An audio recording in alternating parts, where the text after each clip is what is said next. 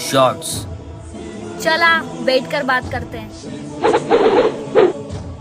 तू मुझे टक्कर का लगा, चाहती तो मैं जुकरबर्ग को बोल के तुझे खरीद सकती थी। तेरी कुंडली है मेरे पास।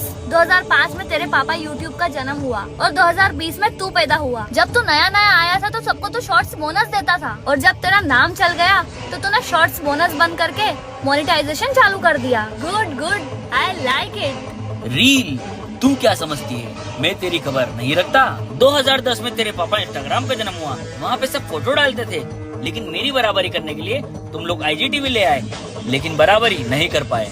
टिकटॉक के मरने के बाद तेरा जन्म हुआ, सारे टिकटॉकर को तूने अपनी ओर खींचकर तेरा नाम बड़ा किया।